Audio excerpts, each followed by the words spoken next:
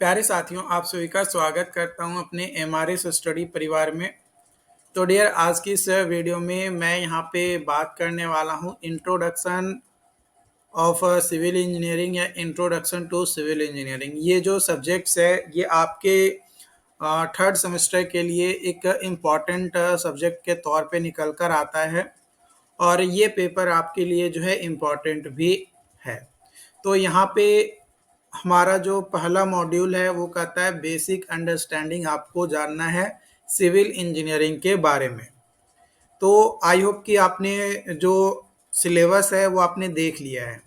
अगर आपने सिलेबस नहीं देखा है, आपको सिलेबस अभी भी पता नहीं है, तो भाई आप थर्ड सेमेस्टर में क्या कर रहे हो? फिर आप फिर बीटेक में एडमिशन क्यों करवाए हो? सिलेबस तो आपके पास होना चाहिए, सिलेबस आपको पता होना चाहिए। और अगर आपको सिलेबस पता नहीं है तो पहले जाओ, सिलेबस प्रिंट आउट करो, सिलेबस पढ़ो, देखो क्या क्या पॉइंट पढ़ना है, उसके बाद आप इस लेक्चर को देखना स्टार्ट करो। तो यहाँ पे जो बेसिक अंडरस्टैंडिंग है, इसमें सबसे पहले हम बात करेंगे सिविल इंजीनियरिंग के बारे में। तो सिविल इंजीनियरिंग एक ऐसा इंजीनियरिंग का प्रोफेशन है जिसमें डिज़ाइन, कंस्ट्रक्शन, मेंटेनेंस हम लोग करते हैं किसी भी फिजिकल या नेचुरली जो भी इन्वायरमेंट में बना हुआ है उसको, जिसमें पब्लिक वर्क्स जैसे road, bridge, canal, dams, airports, sewerage system, pipelines, structural components of buildings, railways, ये सभी का डिजाइनिंग, कंस्ट्रक्शन और मेंटेनेंस का काम कौन करता है? तो सिविल इंजीनियर्स करता है। यानी सिविल इंजीनियरिंग का ये एक प्रोफेशन है।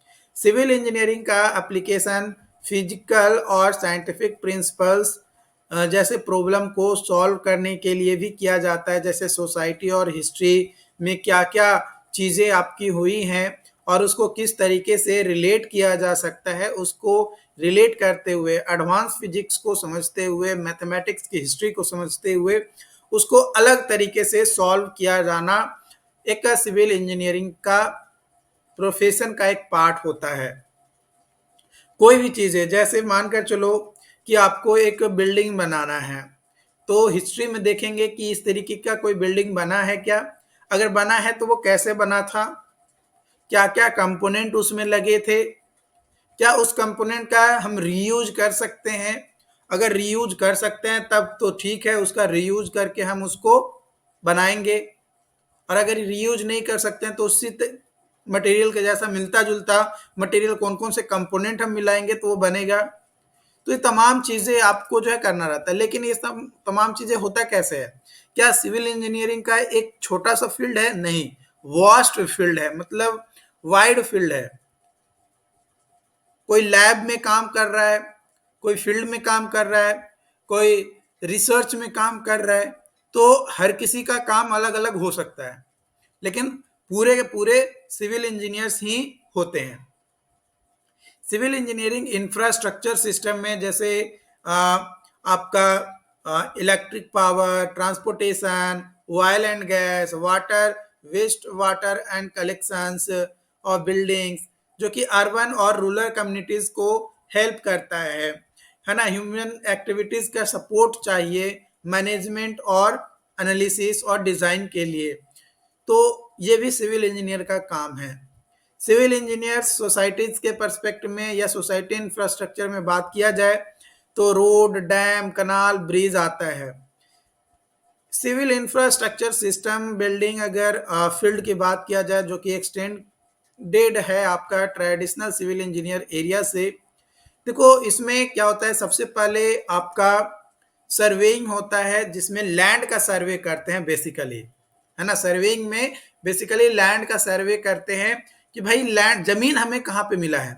ऑब्वियसली आपके पास जमीन रहेगा तभी तो आप आगे काम कर पाओगे ना। घर बनाना है तो घर बना पाओगे, रोड बनाना है तो रोड बना पाओगे। लेकिन अगर आपको जमीन ही नहीं मिला तो फिर, इसके अलावा फिर मटेरियल जो भी आपको मिला है, जैसे एग्रीगेट हो गया, सैंड हो गया, वाटर हो गया, सीमेंट हो गया, इन सभी का भी सर्वे किया जाता है, मतलब एनालिसिस किया जाता है। इसके अलावा construction engineering, building technology, structural analysis and design, reinforce concrete design, steel structure design, design of hydraulic structure, environmental engineering, project planning and management, ये सभी आपके सिविल इंजीनियरिंग के अंदर ही आता है। इसके अलावा earthquake engineering, coastal engineering, geotechnical engineering, water resource engineering, ये भी सब डिसिप्लिनरी पार्ट है सिविल इंजीनियरिंग का। मतलब सिविल इंजीनियरिंग एक छोटा सा पार्ट नहीं है, एक बहुत बड़ा है। अगर आप फील्ड में काम भी करते हो ना, मान के चलो कि आप सोलर फील्ड में काम कर रहे हो, तो रोड के बारे में उतना नॉलेज आपको नहीं होगा। कोई रोड प्रोजेक्ट में ज्यादा काम कर रहा है तो उसको सोलर के बारे में काम पता नहीं होगा। कोई बिल्डिंग लाइन में ज्यादा काम कर रहा है तो उसको रोड के बारे में पता नहीं होगा, उसको सोलर के बारे में पता नहीं होगा।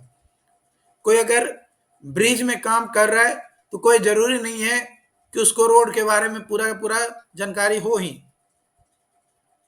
तो हर फील्ड का अलग अलग यूजेज होती हैं, उसी के हिसाब से आपका नॉलेज, क्योंकि अगर आप सालों भर एक ही फील्ड में काम करते रहोगे तो उसी फील्ड का एक्सपर्टीज आपके पास रहेगा। ओके। उसके बाद इंपॉर्टेंस अगर बात किया जाए सिविल इंजीनियरिंग का, तो इंफ्रास्ट्रक्चर डेवलपमेंट के बेसिस पे बात किया जाए तो सिविल इंजीनियर्स जो होते हैं वो डिजाइन करते हैं और कंस्ट्रक्ट करते हैं ट्रांसपोर्ट नेटवर्क को, जिसमें रोड, हाईवेज, ब्रिज आपका आता है, जो कि इकोनॉमिक डेवलपमेंट और कनेक्टिविटी को हेल्प करता है। वाटर सप्लाई एंड डिस्ट्रीब्यूशन में सिविल इंजीनियर का रोल है वाटर सप्लाई सिस्टम को इंश्योर करना, ताकि क्लीन वाटर और सेफ वाटर सभी सोसाइटी में प्रोवाइड हो सके।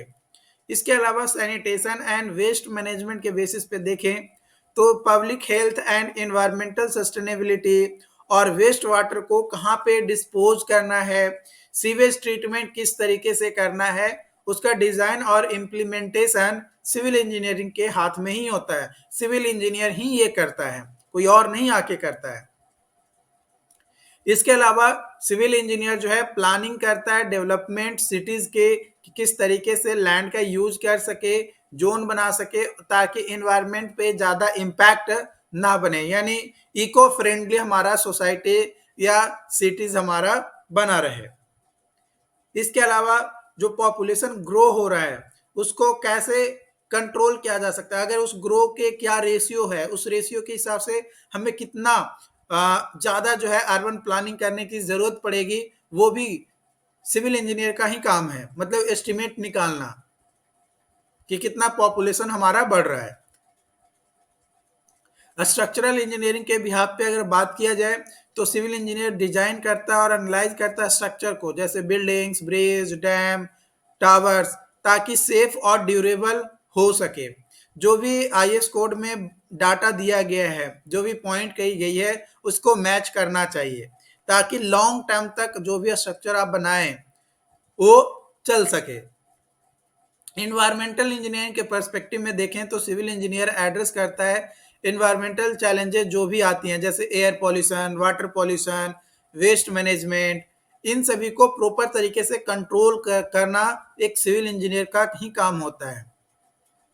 इसके अलावा डिजास्टर मैनेजमेंट के पर्सपेक्टिव में देखें तो किस तरीके से हम इंफ्रास्ट्रक्चर को बनाएं ताकि अर्थक्वेक रेजिस्टेंट हो, फ्लड आए या सुनामी आए, कुछ भी आए तो उससे ज्यादा नुकसान जो है हमारा स्ट्रक्चर को ना हो, लोगों को इससे प्रोटेक्ट किया जा सके। अगर डिजास्टर आ चुका तो उसके बाद फिर क्या प्लानिंग होना चाहिए, ऐसे ये एक अलग सब्जेक्ट भी है, एक अलग पार्ट भी है, लेकिन सिविल इंजीनियरिंग के पॉइंट ऑफ व्यू से भी इसका इंपॉर्टेंस है। मान के चलो कोई रोड बना रहे हो या ब्रिज बना रहे हो, ब्रिज बना रहे हो नदी के ऊपर, ओके, और नदी में वाटर का फ्लो जो है बहुत ज्यादा है, आप एक बार बना तो दिए, लेकिन जब बारिश का टाइम आया तो फ्लो बहुत तेजी से आया पानी का और वो ब्रिज को उड़ा ले गया, टूट गया, तो क्या वो सही है? नहीं, वो बिल्कुल सही नहीं है। तो आपको ये तमाम चीजों को एनालाइज करना, समझना, उसके बाद उस चीज को इम्प्लीमेंट करना भी सिविल इंजीनियर का ही काम है। इसके अलावा इकोनॉमिक डेवलपमेंट के पर्सपेक्टिव में भी सिविल इंजीनियर का काम है, ताकि अगर ट्रांसपोर्टेशन फैसिलिटी इंप्रूव होगा तो जॉब अपॉर्चुनिटीज क्रिएट होंगे ज़्यादा से ज़्यादा, और जॉब अपॉर्चुनिटी ज़्यादा क्रिएट होगा तो इन्वेस्टमेंट भी अट्रैक्ट होंगे, यानी इन्वेस्टमेंट ज़्यादा मिलेगा, ज़्यादा आएगा, तो उस बिहाफ पे आपका इकोनॉमिक डेवलपमेंट होगा उस सिटीज़ का या उस स्टेट का।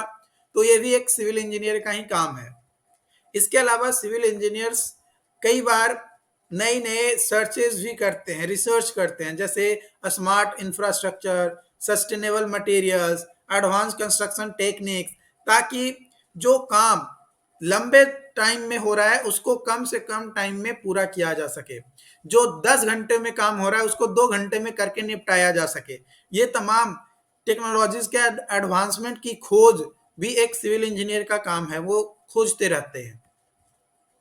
इसके अलावा सिविल इंजीनियर्स का ये भी काम है कि जो भी एक इंडिविजुअल पर्सन है उसकी जो क्वालिटी ऑफ लाइफ होनी चाहिए वो सही होना चाहिए, उसको जो भी इसके इसेंशियल सर्विसेज हैं वो उसको आसानी से मिल सके, इन्वायरमेंटल फ्रेंडली उसको सोसाइटी मिल सके, ताकि उसकी जो ओवरऑल क्वालिटी ऑफ लाइफ है वो मेंटेन रहे, वो अच्छा रहे। तो उसके लिए भी सिविल इंजीनियर्स का ही महत्व होता है कि वो उसके लिए काम करे, वो उसके बारे में समझे जाने। एप्लीकेशन अगर बात किया जाए सिविल इंजीनियरिंग का, तो सिविल इंजीनियरिंग का सबसे पहला एप्लीकेशन है ट्रांसपोर्टेशन इंजीनियरिंग का, डिजाइन और कंस्ट्रक्शन करना, रोड, हाईवेज, ब्रिज, ताकि मूवमेंट जो है लोगों का या गुड्स का जो मूवमेंट हम करवाना चाहते हैं एक जगह से दूसरे जगह वो आसानी से हो सके। Planning and development public transport system का, जैसे बस, सबवे, ये भी एक सिविल इंजीनियरिंग का ही काम होता है। इसके अलावा ब्रिज, डैम, बिल्डिंग्स, इस सभी का डिजाइन और एनालिसिस इस तरीके से करना ताकि वो सेफ हो, स्टेबल हो और रेजिलेंट हो। इसके अलावा यूनिक प्रोजेक्ट हो जैसे high rise building, stadium, towers, तो उसमें स्पेशलाइज्ड स्ट्रक्चरल डिजाइन किया जाए ताकि वो देखने में अट्रैक्टिव लगे। वाटर रिसोर्स इंजीनियरिंग के बिहाफ पे देखें तो उसमें सेफ वाटर सोर्सेज मिल सके सभी कम्युनिटीज को, जो भी ड्रेनेज सिस्टम है उसको इम्प्लीमेंट करना, डैम्स और रिजर्वायर फॉर वाटर स्टोरेज और फ्लड कंट्रोल को डिजाइन और कंस्ट्रक्ट करना, ये भी सिविल इंजीनियर का ही काम है।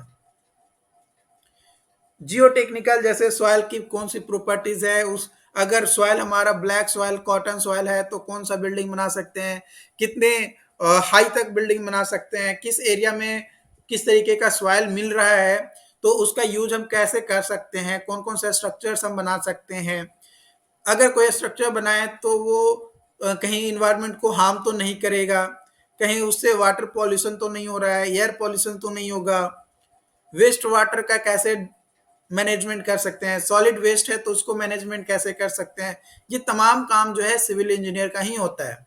इसके अलावा अगर आप कोई कंस्ट्रक्शन टेक्नोलॉजी यूज कर रहे हैं, मटेरियल्स ला रहे हैं, तो उसकी क्वालिटी क्या है, उसकी एफिशिएंसी क्या है ना, वो पब्लिक के लिए सही है या नहीं है, पब्लिक के हेल्थ को और सेफ्टी को भी ध्यान रखना ताकि कंस्ट्रक्शन एक्टिविटीज हम अच्छे से कर सके, ये भी सिविल इंजीनियर का काम होता है।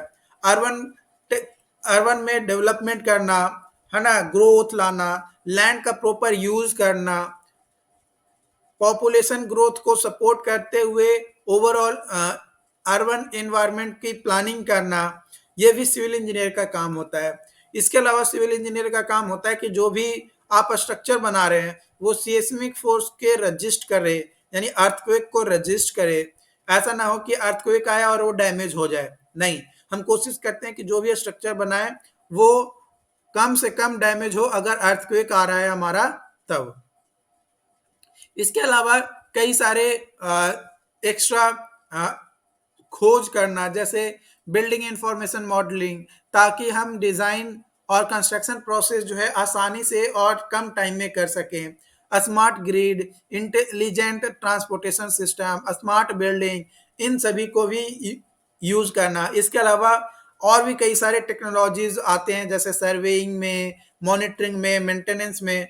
तो उन चीज़ों को क्या करना, प्रॉपर तरीके से अरेंज करना, प्रॉपर तरीके से उसको मेंटेन करना, उसके बारे में पढ़ना समझना, ताकि उसका सही आप यूज कर सके। तो ये तमाम पॉइंट्स आपके जो है एप्लीकेशंस है सिविल इंजीनियर के। तो सिविल इंजीनियर का एप्लीकेशन छोटा सा नहीं है भाई। हर एक इंजीनियरिंग पर्सपेक्टिव, सिविल इंजीनियरिंग का जो कोर ब्रांचेज है, उस कोर ब्रांचेज में अलग अलग ये एप्लीकेशन जो है आपको देखने को मिलता है। आई होप कि ये तमाम पॉइंट्स आपको जो है समझ में आया हो। अगर यहाँ तक कोई भी पॉइंट्स में डाउट्स होता है, कंफ्यूजन होता है, तो आप हमें जरूर बताएं। और चैनल पे जो लोग पहली बार आए हैं, चैनल को सब्सक्राइब जरूर कर लीजिएगा। Thank you.